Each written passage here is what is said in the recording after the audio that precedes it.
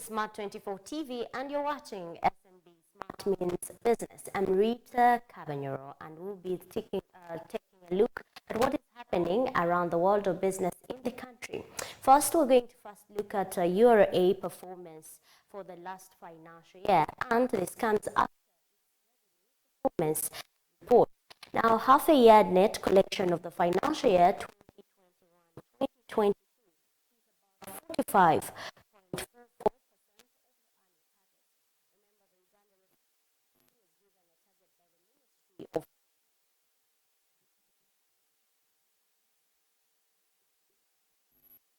of 5.51 billion, which is about 16.0% higher than the actual amount collection from the last financial year. As a result of the last 6 months, the URA projected a collection of about 49.47%, representing an 11,690 billion shillings, an increase of about 16.80% from the released revenue for the sample of the period of the same financial year. Take a look for more detailed report on this one. The Uganda Revenue Authority was given a target by the Ministry of Finance Planning and Economic Development of 22,365.51 billion, which is 16.10% higher than the actual revenue collection from the last financial year. As a result, in the last 6 months, the Uganda Revenue Authority projected to collect 49.47%, representing 11,063.90 billion shillings, an increase of 16.80% from the released revenue for the same period last financial year. While addressing the media, John Musinguzi, Commissioner General, Uganda Revenue Authority, highlighted the general performance of the agency in terms of revenue collections in the different sectors. He disclosed that the shortfalls were largely witnessed from direct domestic taxes, amounting to 273.61 billion, indirect taxes 487.20 billion shillings, and non-tax revenue 190.51 billion shillings. 20.03% of the domestic tax shortfalls was from the non-tax revenues, as Musinguzi explains. Domestic taxes alone, those are the taxes mobilized within the country, not including international taxes, the customs duties, contributed 6.229 trillion. The target for the domestic taxes in this half of the year was 7.18 trillion. Therefore, the shortfall that I referred to of 900 billion, most of it came from the domestic taxes. The shortfall under the domestic taxes target was 951.32 billion. And therefore, the performance of the domestic taxes alone, percentage-wise, was 86.75%. The shortfalls were from both direct taxes. Under the domestic taxes, we have what we call direct taxes, and as well as indirect domestic taxes. The biggest being in indirect domestic taxes of 487.2 billion. In the non-tax revenue of 190 billion, and under non-tax revenue, there's also appropriation in aid. Those two registered a shortfall. So the next graph shows the performance of the domestic revenues over the same period of 5 years, and it's not very different from what I explained earlier, so I will not take much time on it. But clearly the growth. However, the international trade taxes, also known as custom tax, realized a year-to-year growth of 389.78 billion shillings as compared to the previous years, despite incurring a shortfall of 26.33 billion against the 4,102.51 billion target. report on the international trade taxes, which we otherwise refer to as customs taxes collections. For the first 6 months, we were able to collect 4,076 billion against the target of 4,102 billion. This posts a shortfall of 26.33 billion. The wholesale and retail trade sector had the most significant contribution, amounting to 3,031.01 billion shillings, a success attributed to the wholesale of solid, liquid and gaseous fuels and related products. The growth of revenue from other sectors, such as the finance sector, has been attributed to the contribution of the mobile commerce due to gazetted regulations by Bank of Uganda's directive to all telecom companies to separate financial services from telecom services. Period of July to December 2021-22, 75.47% of the revenues collected were generated from the top 5 sectors. These are wholesale and retail sector, which contributed 3.031 trillion, approximately 29.4%. It was followed by the manufacturing sector, which contributed 2.413 trillion, and this is about 23.42%. Followed by the financial sector, which contributed 1.064 trillion, approximately 10.33% of the revenues collected. Information and communication sector came in the 4th position, and it contributed 880.97 billion. Growth in wholesale and retail mainly came from the fuels and related products.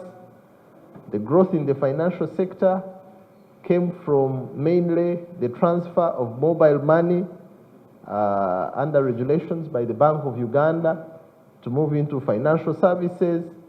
The revenue target for the second half of the financial year 2021-2022 inclusive of January 2022 is 12,328.51 billion shillings, which accounts for 55.13% of the annual budget, inclusive of the accumulated deficit for the period July to December 2021. Uganda Revenue Authority has proposed to collect 1,919.65 billion shillings in January 2022, of which 1,791.55 billion shillings has been collected by end of January 2022 before final reconciliations. Barija Andrew, Bedson Mumbere, Smart 24.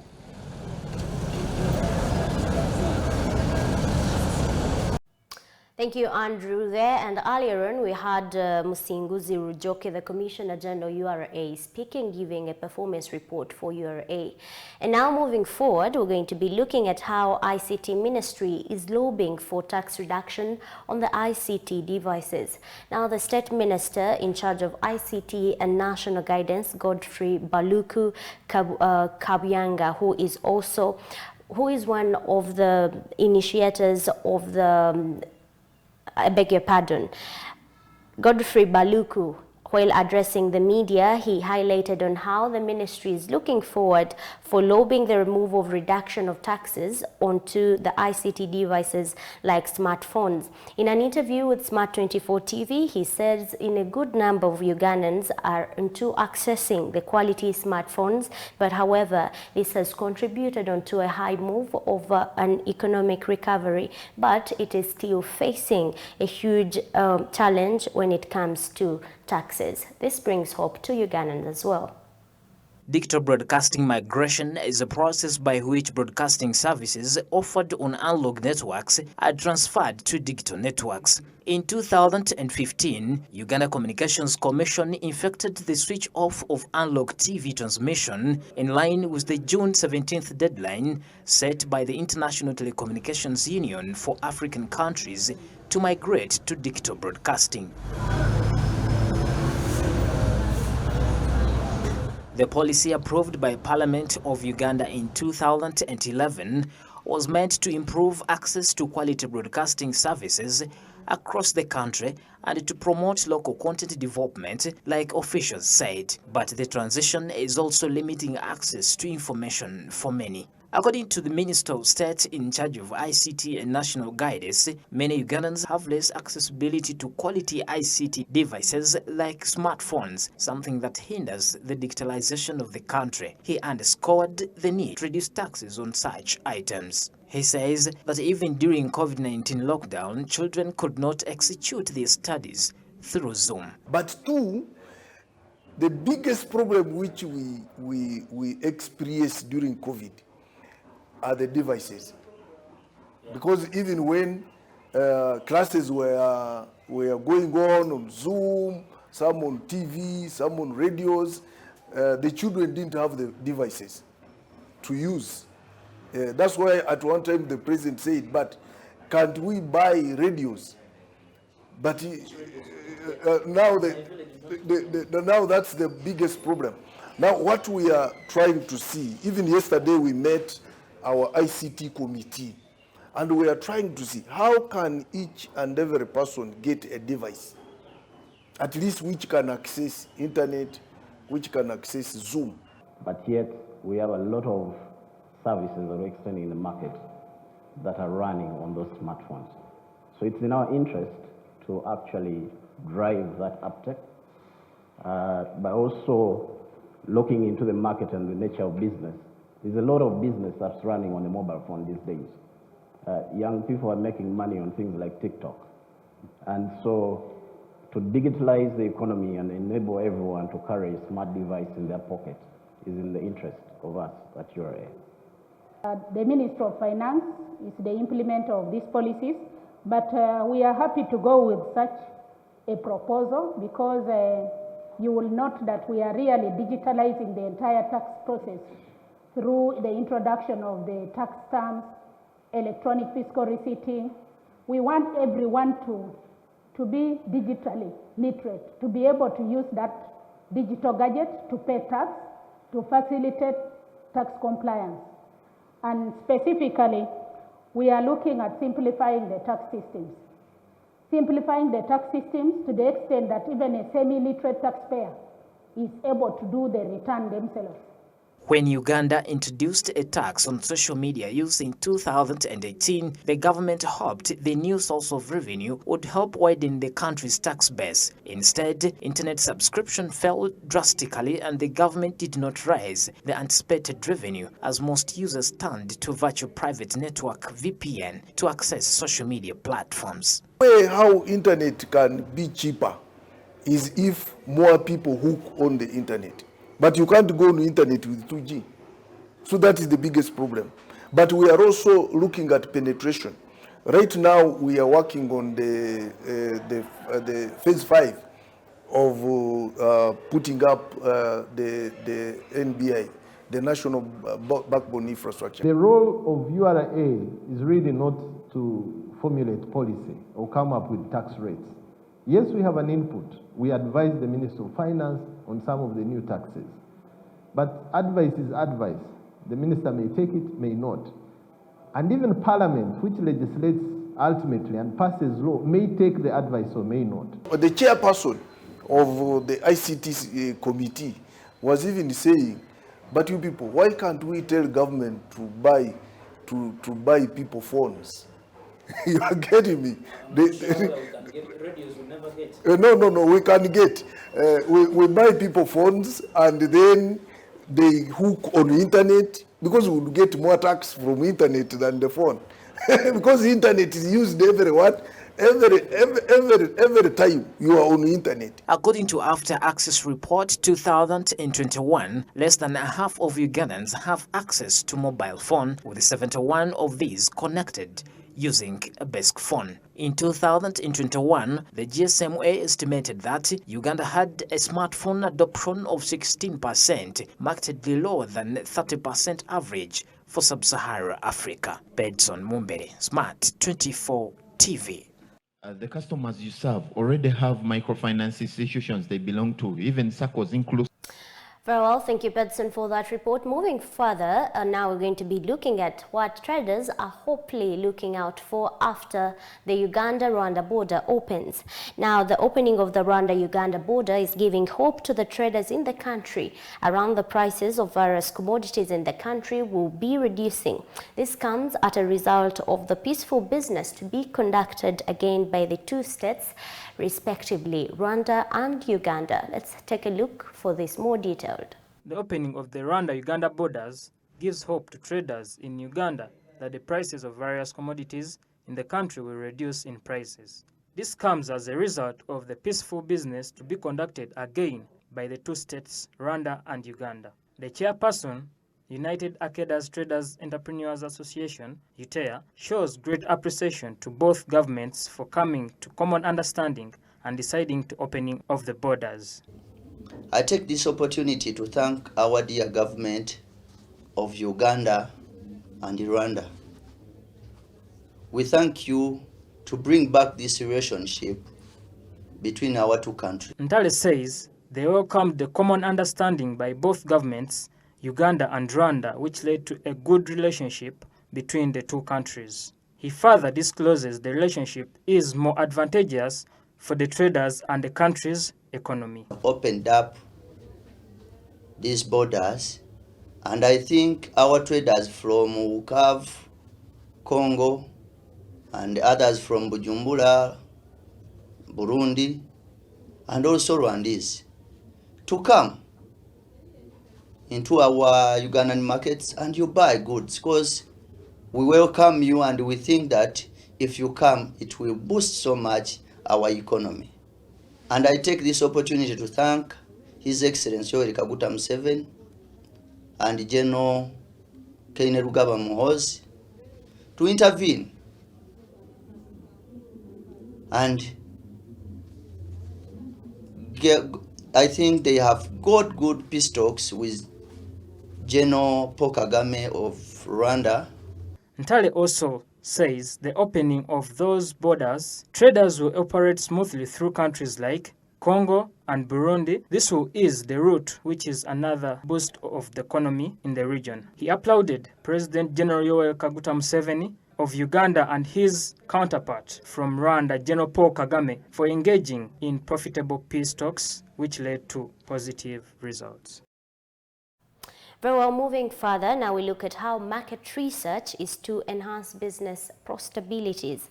Despite the impact of the pandemic onto the small and medium enterprises, now the strategies are being put onto the place by different business owners to ensure that a new start and resume of profitability and economic recovery at large. The market research stands a way through to ensure that profit and sales maximization is very well achieved. Take a look for this report.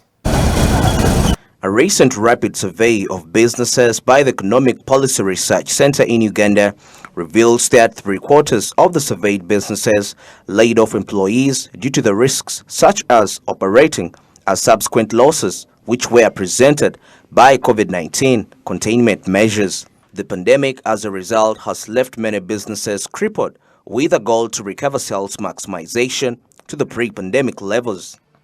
Market research can be a way out for the enterprises to recover sales maximization. This can help to formulate ideas of a demand, expected profit, and how best one can market their product. It's important for one to first decide what information they need to know and then formulate a plan. Professor Maggie Chigozi, an entrepreneur and marketing expert, explains why businesses should pay attention to invest in market research to boost sales and profit in the post-COVID-19 era. Will only buy what they know, what they see, what they've heard about, and therefore it is a very important part of any business. You don't have to hire expensive marketers. It's something you can do yourself as a business owner, but also you can, friends, and use the media to be able to market. Yeah, but it is definitely a very important part of any business. All right. Then there is an aspect where the people confuse marketing with brand. What's the difference between this? Well, you need a good brand. As I started with a product. What brand is out there that you are then going to market? Yeah, so they are not quite the same thing, but marketing definitely builds on the brand, because otherwise people don't know the brand until someone has talked about it, has promoted it, has shown it. The success of any marketing plan put in place is largely backed by the basic strategies put in place and mastering specific principles, as Maggie Chigozi further explains. Yes, marketing is something I've been doing for a number of years, and we need, first of all, your product. Is it excellent? It's very difficult to market a poor product, so make sure what you're producing is marketable. It meets the quality, it has the necessary everything on it, it looks good. It looks fresh if it is a fresh item. So you start with your product, make it really, really nice. And then now you have to try to sell it. So marketing strategy, how are you going to get people to know about it?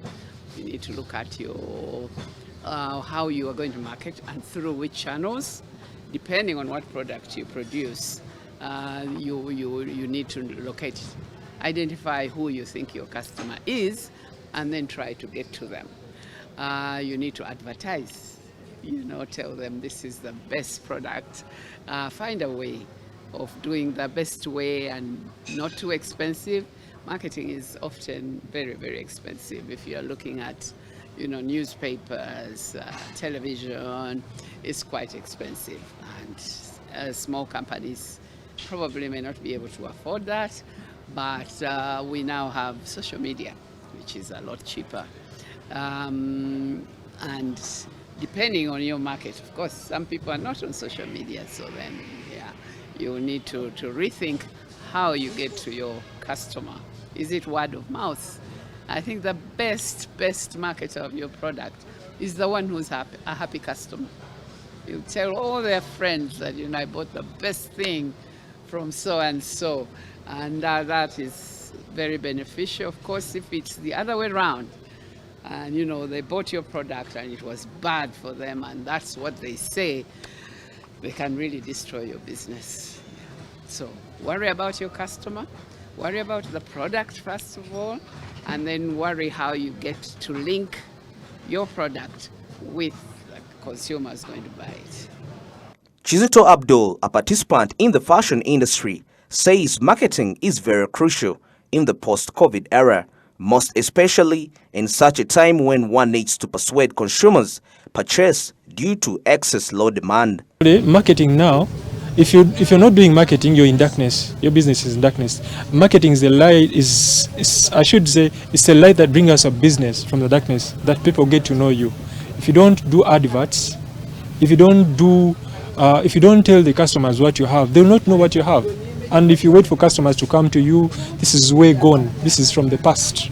You will sit with your products and no one will come to you. Right now, it's few customers that come to people don't have time to come to shops. Now, like you see, most of the roads are jammed with traffic. So most people don't have time to come to your shops. But if you do advertising and marketing, you'll go to people's offices. People will go to the media, they will check Facebook, they will check Instagram, they will check Google.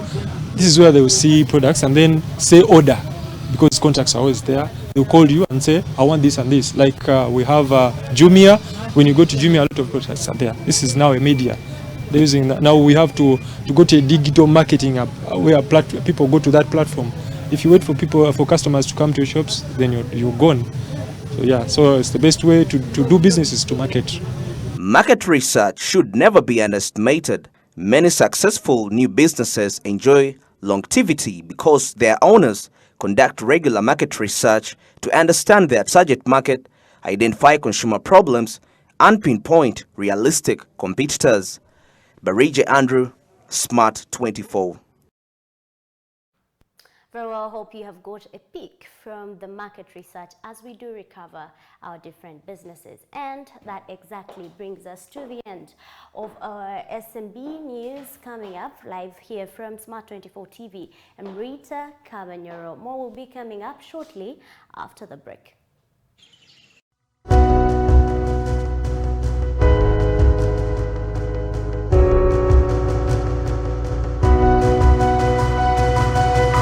Smart 24, driving business.